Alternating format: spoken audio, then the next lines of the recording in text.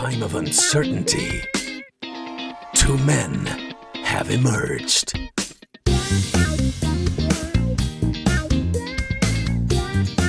Two men have found a way.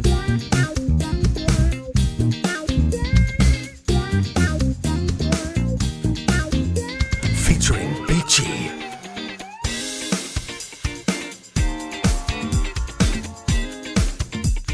and Blackers, Pincher, Operator Al, and the Mancologist.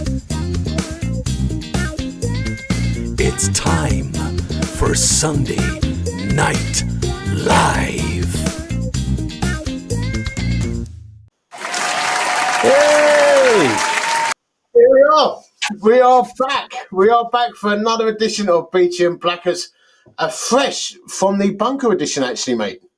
That's it, mate. We're back. It feels like a long time ago already. Oh, But it was only... yeah. Yeah, it was a while. It feels like it was a while ago. Yeah. Anyway, we've got a load on tonight. We've got Big Phil's back. So that's Come cool. on, Big Phil. Where's me canned laughter? Where's me canned clap? Big Phil's here. There's still no canned clap. Hey! Oh, no, it was almost there. Half there. It's half there. Pincher's back with his cabin music. Where's the canned clap? We need a canned clap. There it is. We've got to lift the energy, haven't we, mate? We've got to lift the energy. I'm trying to put a show on here. And the internet's not working. And we have I told you. special I told guest. you that wouldn't go away. Where's the can clap?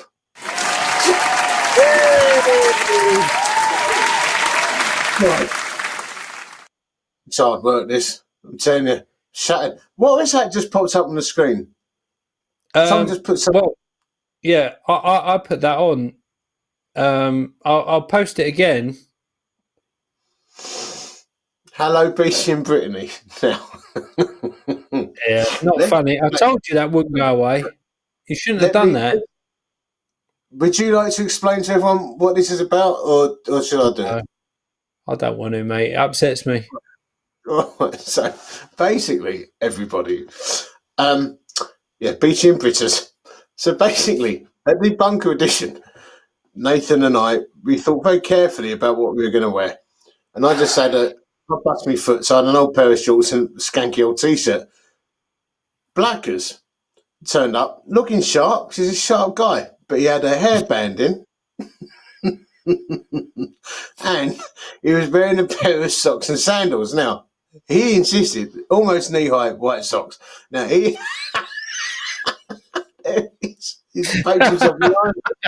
Now, he insisted, Blackers, my great mate Blackers insisted that they weren't sandals, they were sliders, and that socks and sliders are okay. I then made an argument, a strong argument, which broke the internet. I said that the sandals are a generic grouping of shoes and that sliders are part of the sandal family. All right. You disputed that. I said, is a fox a dog?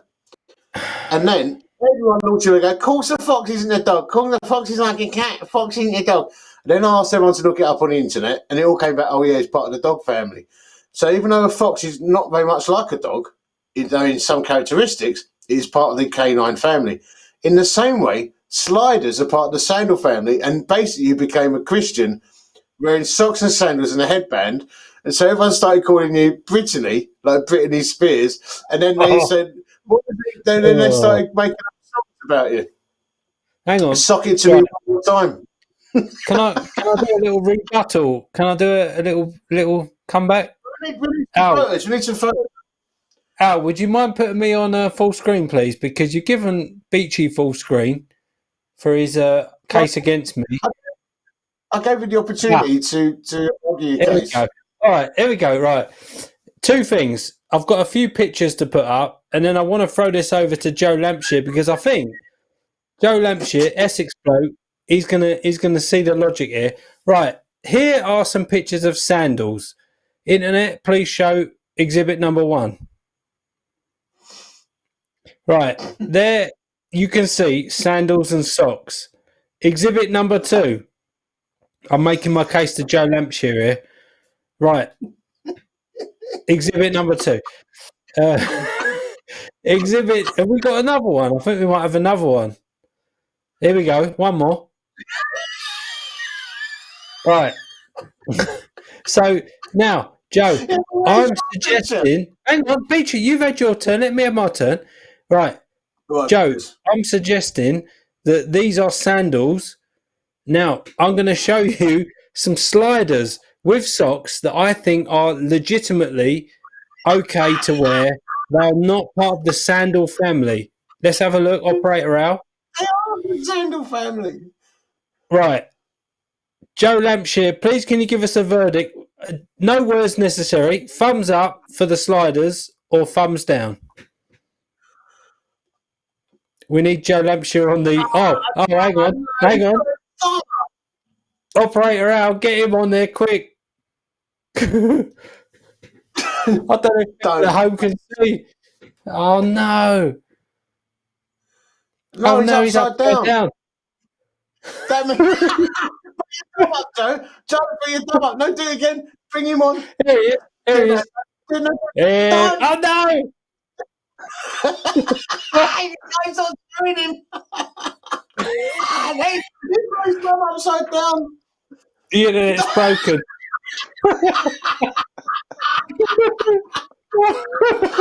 Oh, what is going on?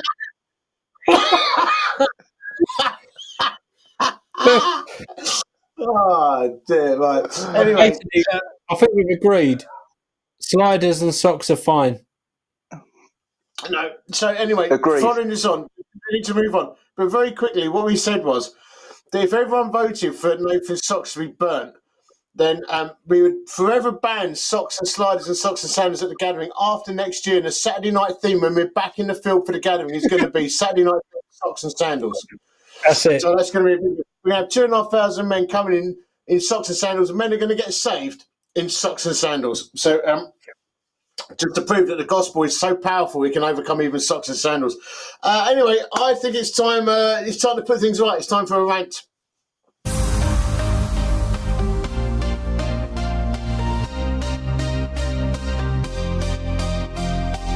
It's time to put things right with Beechy and Blackers.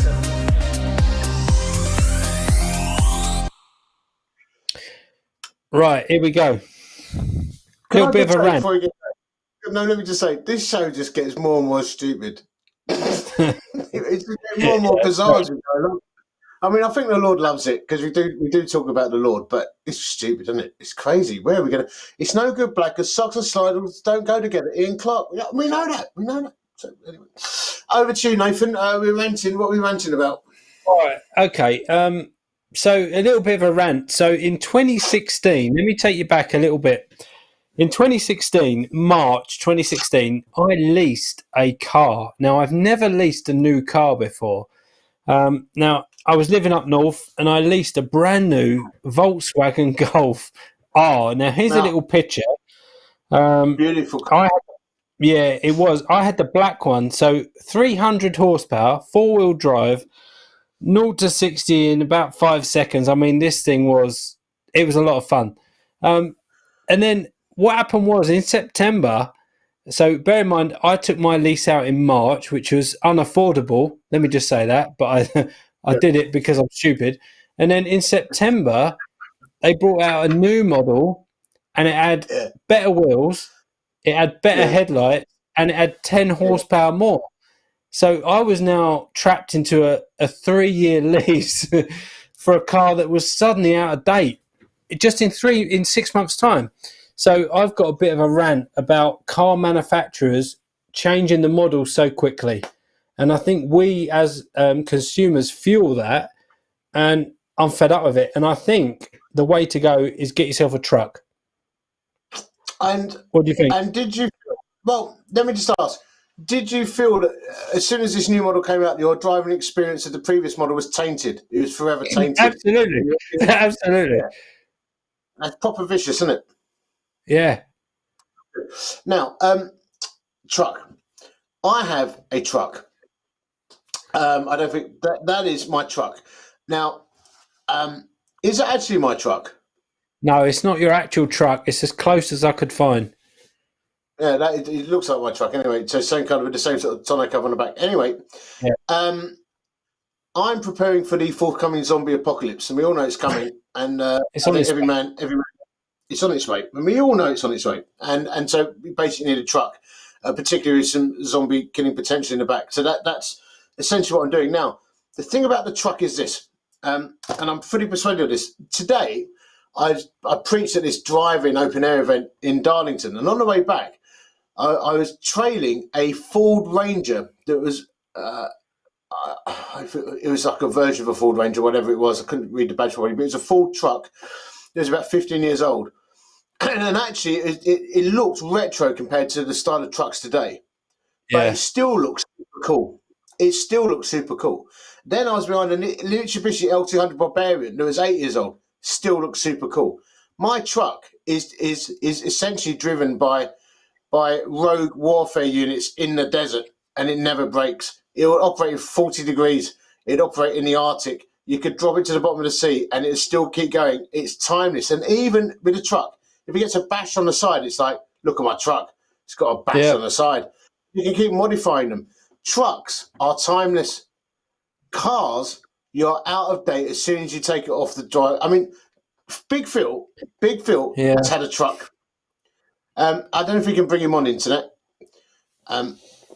It is the way to go, though, mate. Is Big Phil able to get on the screen? Because I want to know, Big Phil. Now, Big Phil, what truck did you have? I had a Ford Ranger. But it wasn't just a normal Ford Ranger. I had it raised 2 inches. I had all-terrain tyres on it, so it actually stood around 4 to 5 inches taller than a normal Ranger, and I had the wheelbase widened as well. So you're right; it's absolutely limitless what you can do to it, and it was all for a relatively small price. And the thing is, with a truck, you could boss 200,000 miles on it; it'll still keep going. It still looks cool, doesn't it? Trucks look amazing. Absolutely. And everyone always pulls out, lets you pull out. They do, actually. I've noticed that. Everyone's scared of you in a truck. Now, I know that when Pincher comes on later, you'll probably want to put a little bit of a word in about Capris and stuff like that, retro cars and stuff. And I know that's going to happen. But we think, me and Blackers, go truck, don't we? Go truck. VW Amarok, I think, is the way to go.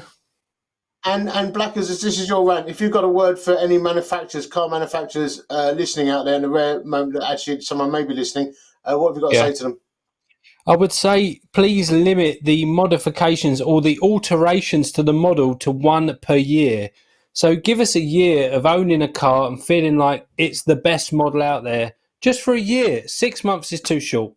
And I regretted the 2 years and a half that I was paying for that thing. Anyway, you live in there. You're a Volkswagen, guys. It's affected your brand loyalty to Volkswagen. That's what we're saying. No, not at all. No, not at all. I've got a tour around now. Lowered it. There you go. Anyway, I think since Big Phil's lurking about, we ought to do a strongman tip. Yeah, come on, Big Phil. What you got for us this week, Big Phil? Let's get him up on the screen. There he is. Look at the size of him. He gets bigger every week. It's ridiculous. Well, apparently, England? England's strongest man is back on. Hopefully, fingers crossed. So I'm starting to train for England's strongest man in October, because obviously it was cancelled with Corona. So training's up in the game, and I'm getting more and more tired as we speak. But yeah, so it's train, eat, sleep, and then do it all over again. No, but basically, if people are interested in, obviously we've done the squat, bench, and deadlift. Yeah. Now I thought I'd talk about a tactic that you could use. So if you're aiming, say you can squat 100 kilos, but you think, you know what, in a year's time I want to be squatting 140 kilos. Okay, that task starts now. So if you were to you do your working set, and then what you can do is, if you've got bars in a cage for the weightlifting, so you usually squat out of the cage, and you have safety bars. You know these safety bars on the side? What you want to do is you want to put it so your when you go down to squat, you can only squat your legs 45 degrees. This is the only time it's acceptable not to get full depth. But what you want to do it with that target squat. So 140 kilos. So you put 140 kilos on after you've done your working set, and you then squat it to the bars at only 45 degrees. So it looks like half a rep of squat, and you do that for 5 or 6 reps. And you can do the same for deadlift. So say your target is 200 kilo deadlift, and you're only on 160 now. What you'd want to do is you'd want to raise the bar up. So on the deadlift, you'd want to raise it to just above your knees, and then you want to start pulling it just that little bit. So it is only half a rep, but you want to be doing numerous reps for it. So what this does, it actually affects the nervous system, because when you squat and when you deadlift and stuff, you aren't just using your back or your legs. There's all the supporting muscles and all the nervous system. So you need to actually accustomize and acclimatize your body to be able to support such a large weight. And then after that, that's when you build up the strength in the legs. Once the body can support it, you'll find it a lot easier, and it's a lot quicker way to get to PBs. So set yourself a PB target, and then you do the half reps, whether it's squat, bench, or deadlift. You can do it on all of them, as long as you've got the safety bars. And you make sure you do numerous reps of them of your target weight, but just half the rep. And you will find you will get a lot stronger, a lot quicker.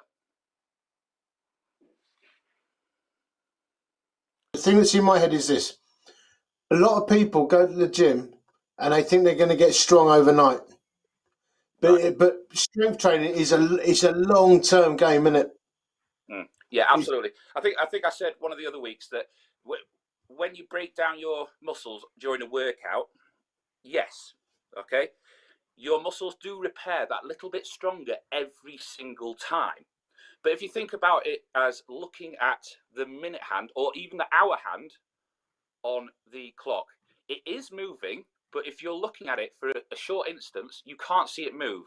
So what it is you're like your body, your muscles are like the hour hand. They are progressing, but it takes a long time to progress because it's minute each time. So like 0.01% increase in muscle strength. So what I'd say is give it 8 weeks. And if you've not progressed in 8 weeks, so write down what you're training now and what you can lift. And then in 8 weeks to 9 weeks time, if you've not got any stronger, then you're not doing something right. Okay, that's where you need to look at it. But I guarantee if you do give it your all, you will be that little bit stronger. Okay, so if in half an hour's time, you'd look and you'd be able to see that the hour hand is slightly moved. Okay, so you've got to do it over a period of time. If you think you can get stronger over 1 or 2 sessions, then you're still dreaming. It's hard work. Let me just. There's a very good question flashed up. I think Nathan might be in control of it from Gav, and it said hardly any cartilage. So only got a couple of seconds, but hardly any cartilage left in either knee. Squats, lunges, etc. kill me. Any advice for an alternative exercise? Well, first of all, I'd definitely consult with your doctor. But a good way is I'd suggest doing something very heavy kettlebells. There you go. We love kettlebells. Okay, very heavy kettlebells because it doesn't mean that you bend your knees a lot. It's just a little bit, but it does build up the strength. But I definitely consult a physiotherapist about that because they'll know what sort of extent you can go to. Brilliant. Thank you, mate. That's absolutely awesome. Brilliant as ever. Stick around, mate, because there might be some stuff kicking off later. I think for now, what am I looking at on my programme? Oh, it's time for a little game of battleships, I think.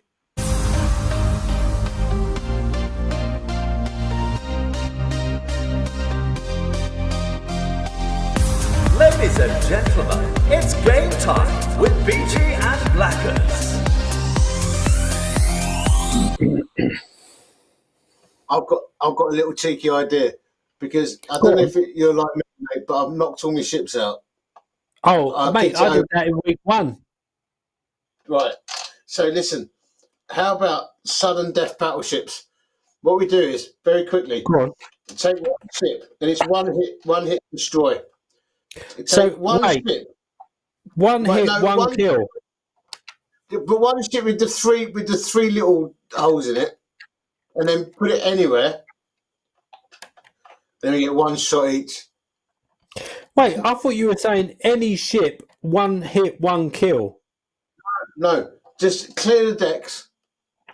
Put one ship in anywhere, and then that ship. It's just each week. It's like, are you going to hit it or not? Because I think I've got All right. powers. I've got weird battleship powers. I like that. Yeah. Right, you go. Right, it's a 3-hole ship. Right, you go first. All right. D3. You're having a giraffe. You just sunk the ship. Right in the middle. You did it right in the middle of his ship. Oh, mate, that is amazing. That is such a good F7. feeling. F7. That's a miss. See you later. Oh, 10 weeks. 10 weeks of battleships. I go for sudden death. And you take me out with one hit. I think you got someone in me study. Done you, mate. You got a camera. There's something going on there. Done. Right. That was a quick segment. Yeah, let's save a bit of time, didn't it? Let's have a pinch up. Where's the music? What's going on? From a dusty cabin miles away, it's the man known only as Pincher. It's only Pincher's Music Trivia.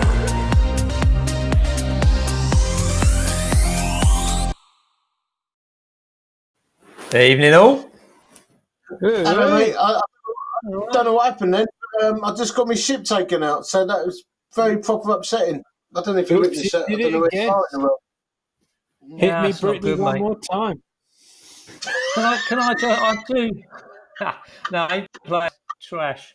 It's not on a jukebox. 90s rubbish. Can I just have one comment on the truck stuff? Oh, look at this. Oh, That's all I want to say. I'm not even going to say anything. I'm just going to show that picture. Have you left your keys in the door there? Yes, mate. You can have it if you like. It's full of rust. Anyway. Take it away, Pincher. Okay. Right. Here we go. Here we are. So here's a joke. This week, we're going to have a look at this little thing in the middle. Dinking. There's his records. There's the centre of the joke. Now, on a normal record player, you've just got one little spindle. But over here, you've got lots of records. So you play that one, Bad Moon Rising, Clearwater Revival. Oh, look at that one. It's got a massive hole in the middle. You ain't going to play that on there. That's a dinked record, especially for jukeboxes. But you can get all these little middles that go in the centres. You can play them on normal. Delta Lady, Joe Cocker, what a great song on Regal Sonophone. So there's all the various, you get loads of these different middles that you put in. I've got a few. You never know when they're going to come in handy. So why do we use dink records? Well, it's easier to land in the centre of the deck, to be honest. But mine, this Capri here, has got what I call intermix. So the record comes over, we'll see it in a minute, and it presses down the big mix. I think we're going to do that. Here we go. Here's an undinked record. We're going to pull out. Hang on, we're going to go for it. Yeah, let's go for a dinked record. And as you look, it just comes straight down, straight on a juke, straight over. Much simpler. And that's your average juke dinked record. But mine, as I say, with the intermix, as it comes over, it will plonk onto the top and push down the red lugs and play that as well. So we're gonna have a look. We're gonna play one of each, I think, tonight. Maybe I don't know what we're gonna play, but so yeah, let's go with the Creedence theme. Up Around the Bend, Creedence Clearwater Revival. John Fogerty, wow, what a player! His brother Tom formed Creedence in the '60s, tail end of the '60s. They had dozens and dozens of hits. They dominated the top 40 in the States. They played at Woodstock in August '69. Let's have a quick flip through some other Creedence stuff here while I'm looking. Proud Mary, Bad Moon Rising, Fortunate Son, Travelling Band, Up Around the Band. What a great band. They disbanded in '72.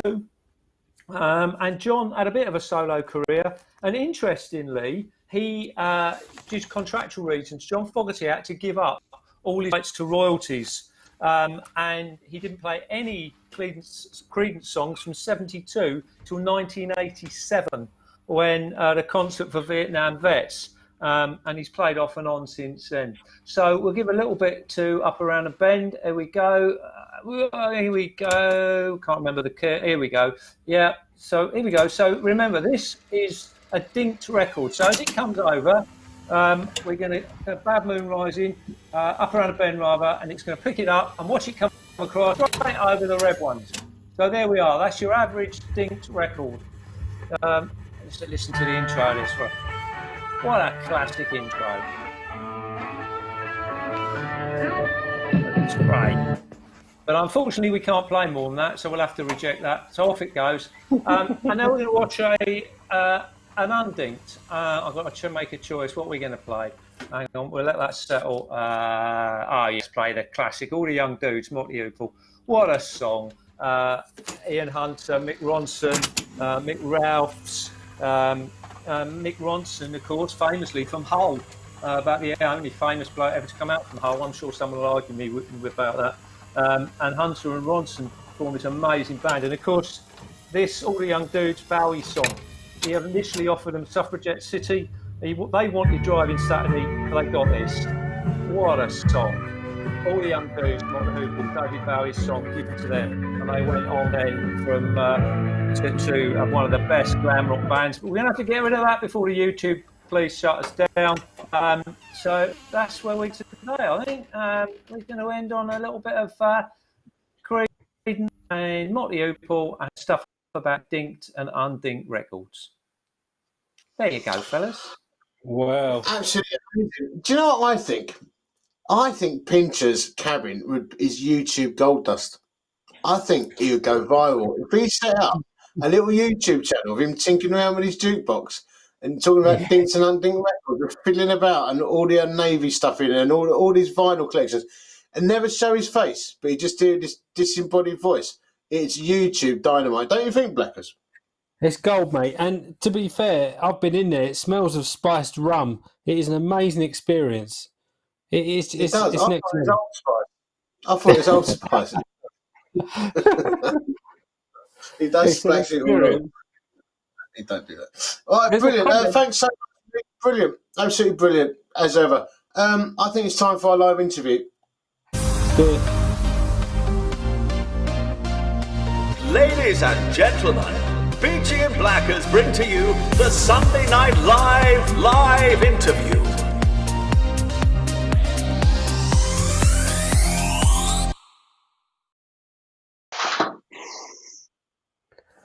Here we go. And tonight's special guest is a great mate of ours, actually, called Joe Lampshire. So let's get that can clapping.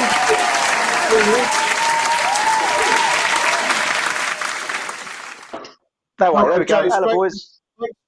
So what we always say, mate, is why don't you just introduce yourself to the bloke, tell them who you are, what you're doing, what you're about, and also tell us where you are, because we quite like where you are at the moment. So yeah, sure. So my name's Joe Lampshire. I'm 46 years of age. Can't believe that. I'm part of an organisation called Tough Talk, and we're a registered Christian charity, and we travel this country and other countries, and we do a powerlifting demonstration, and we share our faith off the back of it. You might think, why do we do that? It's very simple. We can't do anything else. I'm married. I've got 2 boys, and I've got a German Shepherd dog that's currently sleeping outside the door. And I'm in my gym at home. Yeah, that is your home gym, isn't it? It's proper cool, that, isn't it? Love it. Did you build no lockdown problems there? Yeah, well, I had help. I can't claim it all myself, but yeah, no, I was building it with a mate of mine. So we first met. You probably don't remember the first ever meeting, but we first met in the 90s. Yeah, and I was church planting and training to be a Baptist minister at the time. It was about 96. And it might be after that. We had Tough Talk in a couple of times. We were both young men. I mean, I'm a couple of years older than you, but we were both young men chomping at the bit to get the gospel out there. I was church planting. You were working in the city, I think, as a broker. But it'd be so good to hear your story of going from, how did you find Christ? How did you get into Tough Talk? What's the whole gig with Tough Talk? Because you still in the city as a broker? Yeah, I am at the moment. Yeah. So yeah. that's been. What version do you want? The short version or the long version? 10-minute version. No, get your pillars ready. Now I'll do the short version if you want. Yeah, we'll pick up some questions. Go for it. All right, yeah. So yeah, I didn't grow up a Christian. I don't know if my mum had a faith when she was younger, but she had a business in Essex and Loughton, the home of Towie. And my dad used to be. Had to get in there. My dad used to play football back in the 60s and late 60s, I think, and 70s. Then he went to the BBC. And then he left when I was very young, and I think that was the change in my life. You've heard my testimony a few times, and that's when things started to change. I used to blame myself and all that, and my heart started to go very dark, and I started to hate people. On the outside, you probably wouldn't have noticed it, but I was harbouring a lot of darkness, bitterness inside, and as I said, blame myself for all that. Marching on. Thankfully, we had my mum met a new guy called Stephen that brought some sensibility and stability into the family. I mean, he was a godsend, because without him, I think I'd have gone right off the rails. And he tried to keep us, on the straight and narrow. But I was always struggling inside. Didn't do particularly well at school. Used to mess around. I did truant, although I hope my dad's not watching this, my stepdad. So school wasn't particularly good. Academically, wasn't interested, but I did excel at sport. I did enjoy sport at school. And then 16 years of age, I left school, no qualifications. I applied for the job in the City of London. I thought, if I can get myself a job before my exam results come out, I might be able to keep it. I might be able to hold the job down. So I applied for a job up in the city. 1990 that was. I can't believe it. And I managed to convince the boss that I could do it, and he kept me on. So when my exam results come out, thankfully he wasn't too concerned, because I was doing the job. But if there's any kids watching, don't listen to me. Make sure you sit your exams and you study hard at school. Schooling as a when I left at 16, the problem is I was a struggling young man, with no direction in life. So when I was thrown into the city, you can imagine it was just like a big candy shop for me. It was all the excesses of the city life was there. So I threw myself into the drinks, the relationships, I'm ashamed to say, some of the drug taking, but nothing ever satisfied. You've heard my story, nothing ever satisfied. And then shortly after that, I found myself getting involved in witchcraft, and that led me down a very, very dark path. So a combination of everything else going on, plus the witchcraft, it was not a good combination. And then basically, one night getting involved with the witchcraft in a place in Epping, well-known pagan area. All hell broke loose where I was doing it. And I realised at this point I was in too deep with the stuff I was getting involved in. And I remember crying out, because I remembered the Lord's Prayer from school, because I used to go to school at St John's, Buckerstill, and we used to remember the Lord's Prayer. So there was obviously some seeds sown in those days. And I remembered the Lord's Prayer, and I said the Lord's Prayer over and over again. I said, Jesus, if you're real, I need you, because I'm in too deep. And if you can get me out of this, I'll follow you all the days of my life. And I remember getting home, and we had this big family Bible. I've got no idea where my mum or my stepdad got it from. And I remember sleeping with that on my chest, thinking, if anything comes at me, I'm going to hit it with the Bible. I was not in a good place. About 6 months passed. I'm lying in bed. Mum had just become a Christian. And she said to me, do you want to go to church with me this morning? It was Good Friday. And I remember thinking, I'm really not interested. And but as she went downstairs, and as I was lying there, I heard a very clear voice say, Joe, get up and go. And I thought, what on earth was that? And I ignored it the first time. And then the second time, Joe, get up and go. I got up, I got changed. I said, Mum, I'm coming to church with you. I didn't tell her I just heard a voice. My stepdad was going to this church as well with Mum. And this is all I can tell you is what happened to me. As I walked through the doors of this church, St John's, Buckerstill, in 91, literally as I stepped over the threshold, I just got hit. I got this overwhelming feeling of love, like I was being loved by a father I couldn't see. It was like somebody had lifted a veil from my eyes. Everything seemed vibrant. Even the flowers that was at reception looked vibrant. And I remember saying to Mum, look how beautiful the flowers are. And she's looking at me as if to say, what is wrong with you, boy? But and basically shortly after that, my life changed. Wow. I mean, I had a very similar thing when I remember walking out of the church and I met Jesus and I saw leaves on trees for the first time. And I said to him, mate, oh, look, they're green, the leaves are green. And no one knew what I was talking about. That veil comes off your eyes, doesn't it? Absolutely. Do you know what? I link it to the Matrix. I just like finding this. I link it to the Matrix. You know when Neo gets unplugged? Do you remember that in the first one? He gets unplugged and he takes his breath and he looks up and all of a sudden he realizes that he's now free. And that was, that Jesus said, "Who the Son sets free is free indeed." And I had a revelation when Jesus hit my life. Oh my days! I recognised it was real. This is no fairy story. It was real. Yeah. Now I just bent over there because I left my Bible on the floor. But I was preaching this morning. Now we love getting out preaching the gospel. You're like me and Blackers. We just love it, don't we? Love going out and telling people about Jesus. I was reading this bit where Jesus said he's the bread of life, and you know if you take me, you'll never hunger, you'll never thirst again. Obviously, he was talking about spiritual hunger, but you said earlier, very quickly, you said nothing satisfied. A little bit of drugs, the drinking, the lifestyle, but nothing satisfies. And there is this innate thing in so many men in there that itch that can't be scratched. And it takes you down all these different paths. So what drew you to witchcraft? And let's unpack that a little bit. Because obviously you got in quite deep. We don't need to know anything that happened that night, but that sounds intriguing. That sounded like a bad night at the office. Yeah. I mean, the thing is, it was something that I found out later was quite common with my grandparents. So when they were in North London, especially after the war, there was quite a big push to sort of contact the loved ones, or so they believe that's what they're doing. I need to clarify that. There was a belief, obviously, in afterlife. So there was always an interest for me as a young man. I used to like anything related to that, and that was always in the back of my mind. And they used to do all sorts of things called table walking, very spiritual stuff. So I think when this thing happened to me in Epping, it was intrigue. Something was saying, don't do it. But there was also a part of me that was intrigued to get involved in it. So it all started off really. I did a bit of tarot around an ex-girlfriend's house, but then it was the Ouija. Then I moved on to a Ouija board, and we used to do a lot of summoning of spirits and stuff like that around a friend's house. And that was the hook for me. At the time, I didn't realise how dangerous it was, and that's dare I say how the enemy works. He'll throw you something like a little bit of bait, like fishing. You grab it, and then he's got you, and then he starts to reel you in.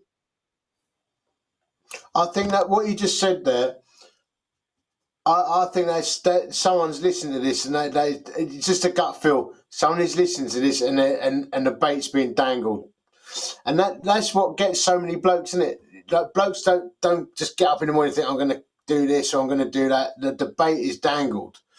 And that witchcrafting or spiritualism or alcohol, drugs or sex, whatever, the enemy dangles it, doesn't he? And it's so hard to resist. So obviously something very overpowering happened. We don't need to go into details of that. But when that happens, you still got a choice, haven't you? Do you feel that night you could have gone further into witchcraft, or was it so over the top you had to do a runner? What in there? Well, it had such a hold on me. I couldn't. I couldn't really. I didn't feel I could actually walk away from it. I felt that we had to deal with the issue at hand. It's hard to explain without going into too much detail. I felt trapped in it. I really felt trapped that this thing had a hold of me, and I didn't know how to get out of the situation. But we managed to get rid of it, and then that was my break for freedom. And that's when we all prayed. We said that for some strange reason, one of us knew, we knew the Lord's Prayer. So we thought, strange, isn't it? We thought that would be the answer to it all. And so we said the Lord's Prayer, and then I got on my motorbike, and I was on my way home that night. And I thought I was going to be killed on my motorbike, because this was specifically targeting me this evening, that I was going to die and all sorts of stuff. It was brutal. The room was cold. It was just brutal. Yeah. The interesting thing is that God, He always provides an exit door, doesn't He? He does. That's for sure. there's always, even at the very last minute, there's an exit door. When I was sat in front of blokes before and said, look, you can walk away from this now. There are an exit doors in front of you. And I've known that in my own life as well. But it still takes a little bit of strength to choose to take it. But sometimes you just got to almost fall through the exit door, isn't it? I'm here, Lord, I can't do anything else. Just fall through the exit door and trust that he's going to get you. And that sounds like that's what happened to you. Sounds like it. And then, so then he puts you on, doesn't he? And so tell us about the tough talks. You fall through the exit door, he gets his arms around you, puts you on another path, doesn't he? But the path he put you on was this amazing tough talk stuff. And I'd love the guys to know what you're doing there because it's amazing. CVM love tough talk. So tell us about it. Yeah, so basically I give my life to Christ, and there was all sorts of other stuff going on. My life changed. So then when I was 19, I started to lift weights and I started to enjoy it. And I was sitting in church. This is 1993, and I remember saying a foolish prayer. I remember saying, Lord, if there's any way I could lift weights and give you the glory, I pray it will happen. And I remember thinking, that's a real foolish prayer. Lift weights and give you the glory. How can I lift weights and give God the glory? This is 1993. 4 years later, I'm at work in London in the markets, and I go into Lloyd's, and this Christian guy who I know that I'm talking to had a video, and it said tough talk. And I said, what's that about? It's about ex-gangsters and men that have come to know Jesus, and they do powerlifting demonstrations. So I said, can I watch it? He said, yeah, sure. So I watched it. This is in 97, 4 years later, remember? And I just got really emotional. I thought, this is awesome. Now, I forgot about that prayer I'd made 4 years before. So I remember writing the details down of the VHS in those days. Yeah, and it said they were in South Woodford, which was close to me in Buckerstill. So I made a note, stick a note on the desk, didn't do anything. 3 years later, club, and as I'm working out, my mate Grizzly behind the bar, behind the counter, was talking to me, and I said, who's that, Grizzle? And he went, oh, that's Arthur White. I went, Arthur White. He said, yeah, he's a world champion powerlifter. I said, oh, can you introduce me to him? He said, yeah, sure. So he introduced me to Arthur White, and you know Arthur, hello boy, hello son. And I said, hello Arthur. and then the penny drops. I went, you're part of Tough Talk, aren't you? I went, that's right, boy, that's right. And then the Lord took me back to 1993, 7 years prior, of that prayer I made about lifting weights and giving God the glory. And I said to him, I said, you're not going to believe this, but I prayed many years ago that I would be involved in something like this. And he said, well, funny enough, son, we've been praying for new members. And that was in 2000. And I've been there since. So Tough. Do you want to know quickly about Tough Talk? I'm rattling on about it a bit here. Tell the guys about Tough Talk because it's amazing. Okay. Tell them. Yeah, so Tough Talk was founded by Ian McDowell in about 1996, I think it was. And basically, he was an ex-bodybuilder, got saved, and then took the weights into a church, and he was invited to speak. So he thought, what can I do? I'll use the weights as a hook to bring a crowd in, and then I'll preach the gospel off the back of it. And from then it just took off. The name Tough Talk was a name that was given to us. There was an event one night saying, come and listen to a Tough Talk, and I think Ian went, that's a great name, Tough Talk, we'll keep that. And then obviously Arthur then got involved with Tough Talk and was working with Ian. There were some other guys joined. I think initially they called themselves the Motley Crew, but I don't think Ian liked that. So that was kiboshed pretty quickly. And then in 2000 when I joined, they become a registered charity. And then from there we've travelled all over the place. We've been so blessed. We've been to Rikers Island prison. Work, that was brutal. So 100 men come to faith, tears. Just the Spirit of God just went through them, just changing lives. Powerful. We were working in Queens. We've worked with the gangs. We've been all over. African prisons, Moldova, Russia.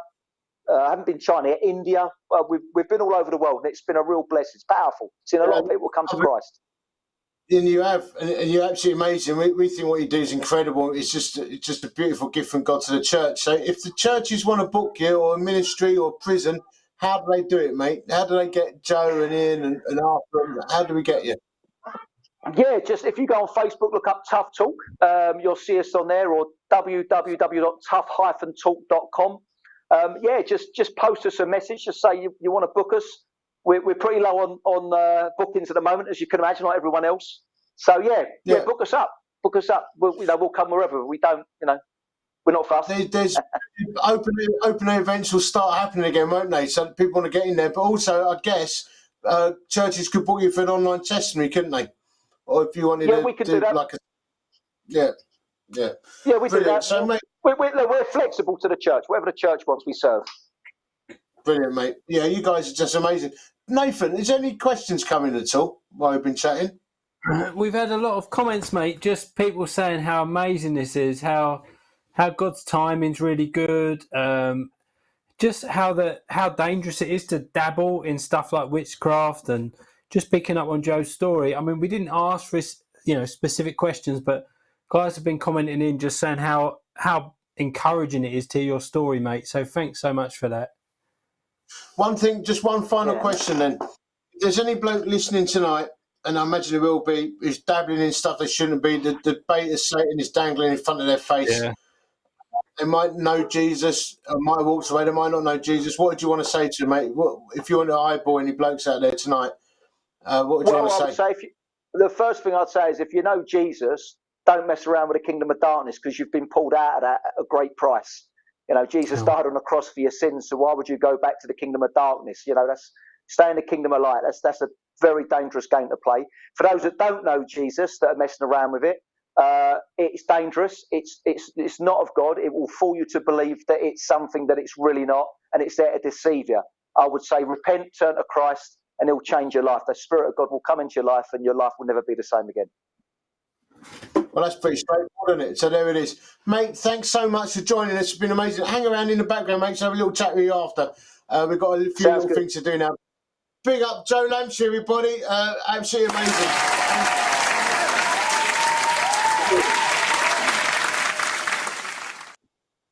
Absolutely phenomenal. Nathan, I think it's time for a little update on the gathering and stuff, isn't it? Yes, mate, we should have a quick update. It's just worth picking up. I know that Joe does ride a Harley. Are we classing Harley as a motorbike or not? Mate, it's not a motorbike. Harley's not a motorbike. Do you know? Yeah, I could see you. Can I just say, 90% of Harley Davidsons that are ever built are still on the road. The other 10% made it to the garage. We microphone, I think, can't answer. It's a big lump, and also we need to be careful. Anyway, update on the gathering. I've given up motorcycling, so who am I to comment? I'm all about zombie trucks now. I'm still riding. Tell us about the gathering. So we had a cracking bunker edition, and there's been some comments actually in the chat asking about how many guys came to faith, what's been the impact, and we have seen a lot of guys come to faith. We saw a huge amount of people also access the Come Home link on the website, on the gathering website, which gave us an indication that people are just really excited about the gospel. We can't count each one as salvation, but it gave us an indication that a lot of people out there are excited about the good news getting out there through what we do at CVM. So yeah, we had a good bunker, didn't we, mate? It was different. Yeah, it was amazing. And all those talks are available, and it's still sitting out there, isn't it? Including Justin Roll and all of that. So that's all. Strange kind of way that he doesn't probably know about yet.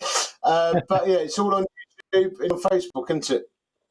It is, and guys can still go over to thegatheringformen.com, have a look. And we've still got our mess tent set up, which has got all of our sort of partner ministries and their videos. You can still order your limited edition bunker edition T-shirt or your fruit T-shirt, and also the resources shop. I think the link is still available. So yeah, it's up there. Do make the most of that for another few days. So it was a good one, mate. But we're back in the field next year. We've got to be. Yeah, the plan is to be back in the field. Because we think it could be massive. Now, obviously, if we all get corona'd up, it ain't going to happen. Or if we get some massive wave or some zombie mutation, then we'll be scuppered. But the plan is at the moment we will be back in the field. We'll make a call on that nearer the time, won't we? There you go. It was amazing, fellas. It changed lives in Liverpool. Come on, Mike. That's what we need, mate. That's the kind of feedback we need. We've got some amazing salvation stories coming in. like Nathan said, we had 1,597 people click on the respond to the gospel page on the Saturday night alone. We didn't have the counter going on the Friday night, but that's absolutely phenomenal. We can't claim all that as Nathan said of salvation, but it's absolutely amazing. Anyway, mate, clip of the week, I think. It's over to you. Yeah, so we've got a few clips. So we've been running this thing where I've been suggesting Olympic entries that I think should be Olympic sports. So we've got 3 clips for you, as always. And here's the first one. This is Eskimo knuckle hop, and I suspect Joe Lampshire can do these. Let's have a look. Look at that. Actually, tough knuckle was going on there. Yeah, messing about. That's like planking and press-ups on your knuckles. Yeah. He's actually done in. He was. Yeah. To be fair, I had to cut the clip short because I was only allowed 20 seconds, but he went for ages just on the knuckles. Amazing. Really? I think that needs to be recognised. The next one, motorcycle polo. I thought this took a bit of skill. It does take a lot of skill. Look at that. Not only are you riding a motorbike, but you're riding with a pillion, which is hard work. That is working class polo. There you go. That is working. That is what. That's what you do if you grow up in Dagenham and you don't want to play polo. You play motorcycle polo because we can't afford a horse. Someone once said to me, "You own horses." They said, "Never own something that eats while you sleep. It's too expensive." Anyway, what have you got next? So my last entry, I can't actually pronounce, but I think it's Verlippen. Let's have a look. Do that, no, hold on. Mag al in actie komen. Dit is zijn tweede sprong. En de insprong is min. Climb that pole. De stok, maar die stok blijft stilstaan. Ja, en dan kun je gewoon toeklimmen en dan kun je uitspringen. En dan is dit de 4e sprong eer van Bart Helmholt. I mean, that looked pretty good. If I tried to do that, I'd be 2 foot up the pole and fall flat on my face. That's a lot of grip strength. There's a lot of grip strength. Say the name of that sport in your Arnold Schwarzenegger accent. Verlippen? No, I can't. No, you give me words I can't say. If you said to me, "There's a bomb in there, get out," like that's better. But you give me words I can't pronounce. Arnie can't do those words. When we did the quiz at the Bunker Edition gathering, I did my very best Robert De Niro, and everyone said it sounded like Elmer Fudd. Have a go. Go on, let's hear a bit. So, you come to my daughter's wedding. You want a cafe latte. I can't do it. No, it's Elmer Fudd, mate. It's Elmer Fudd, isn't it? So, how about a little CVM top 3? What do you reckon? Give me a sentence to say first. Give me a sentence. You need to say something like, he's an upstanding guy, but whack him, something like that. He's a good guy. I said, I'm saying he's a good guy, but I said, why take a chance? Whack him. Whack him. Why take a chance? Give me one of them skinny laddies. Yeah, give me one of them Cancasta skinny laddies. Oh, mate, I was just thinking before we go to the CVM top 3, which I can see is queued up, we need to mention that we're moving the Sunday Night Live into an episode season kind of thing. Oh, yeah. So we're going to do a run of 12, and then we're going to get heavy on the research for 6 weeks, and then come back with another run of 12. But we do a podcast. We're going to be doing some 2-hour-long podcasts, really in depth, aren't we? So there's a whole bunch of material coming out. So we've got another 2 weeks. Then we're gonna have a little long siesta for 6 weeks. And we are planning a massive road trip in November. If you watched before, where we took a camper van across the UK, 1,500 miles. Do you remember some of the mornings we woke up in a hotel 5 a.m? It was brutal. Mate, do you remember? 2 a.m, and I had sores on my face. I was shivering. I was wrapped up in a sleeping bag. We're in a 1950s camper van with no heater. Yeah. And anyway, it massive at the end of it trying to steer that thing. But what we're doing next, big epic one. I mean, we're going to do a truck tour. We're planning So, it. So November. Watch this space. I'm really excited about it. I think it's going to be exciting.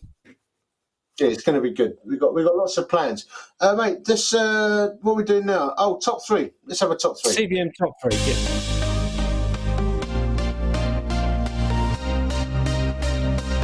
It's time for the official CBM Top 3.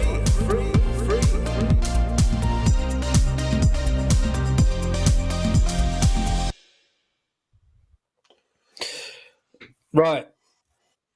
Here we go. So, mate, this is the top 3 British holiday destinations because we're coming out of lockdown and there has been a massive surge on holidays and people booking stuff up. So we thought we would produce our top 3. Now, here's my top 3.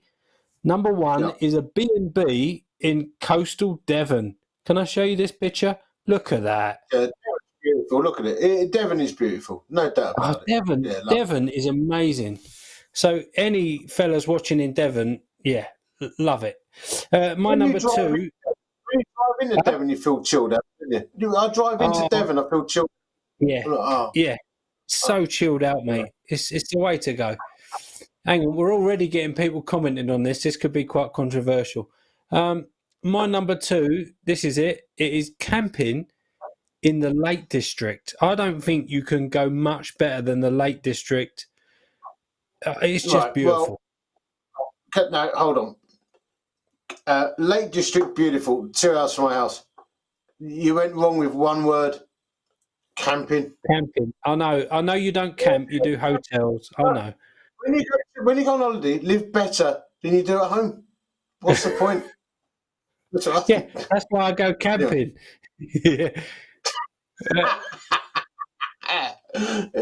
What's next? All right, my number 3. This is my number 3. Only because I've had a weekend in Bath with my good lady wife and it was wonderful. I used to live there. Weekend in Bath. Look at this. This is lovely. Yeah, lovely weekend in Bath. Actually, I didn't live in Bath. I lived in Bath, which is up the road. But I was on the park and ride to Bath. Absolutely beautiful place. And I think they're good. Apart from number 1, Cornwall. Cornwall? Yeah, Cornwall. Love Cornwall. You can't. I mean, for me, Cornwall is just a beautiful place. Padstein, Boscastle, Tintagel. I love it. I love Cornwall. I feel like I'm breathing in Cornwall. But I'd rather go out of season when everyone else is there like me. But I just absolutely love Cornwall.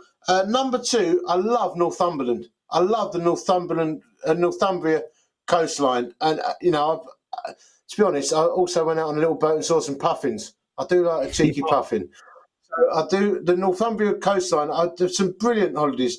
And even driving through it, I think it's amazing. But number 3, my all-time favourite at the moment is my own house. And there it is. Now, let me explain. There it is. It's not much, but we call it home. Now, let me explain. I might have set that up. Why I love houses. Sometimes, when you're on the road as much as we were, now things have changed slightly. Just the ability to pick up, have a couple, because I've empty nested, kids are left, lovely barbecue, spend a bit with some nice wine, some great food, beautiful tunes, some friends over, not worrying about travelling. It's just me and the missus. It is different when you've empty nested, and I do like a bit of time at home with no agenda. It's a bit difficult when you're running a church as well. Anyway, I just put that one out there. We have got a slight issue in our house. I'm trying to sell my house at the moment. It's on Rightmove, and the plan is now. But I'm having to restore a bit of my flooring, and I've got a problem with me parquet flooring, and I need to know how. I've got to relay it. And I don't know how I'm going to go about it. And I think I probably. What do we ask a mancologist? Absolutely. Mancologist. Hey, it's a mancologist. Hi, mancologist. I need to relay my my parquet flooring. Could you give me some guidance on that, please? How to lay a parquet floor. Firstly, clean and level the subfloor. Mark the centre of each wall and lay the parquet panels onto the floor. Don't glue them just yet, you're only putting them into position. Once aligned, then apply adhesive. Align the flooring. Repeat this for all panels except for the last row, where you should leave a half-inch gap between the edge of the parquet panels and the walls to account for any possible expansion. Measure and then cut the last row of parquet panels using a jigsaw. Set the flooring by rolling the newly laid panels with a 150-pound roller. Once complete, wait at least 24 hours before walking on your new parquet floor. I'll leave it a day. That's helpful advice, that, mate. I think a lot of blokes out there would really value that. And the thing is, she just knows everything. I mean, last week she told us how to land 14, and this week we learned the parquet flooring, and she's just absolutely amazing. Anyway, thank you for tuning in.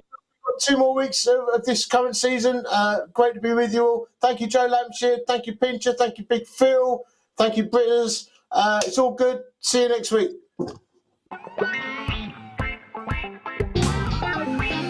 Time of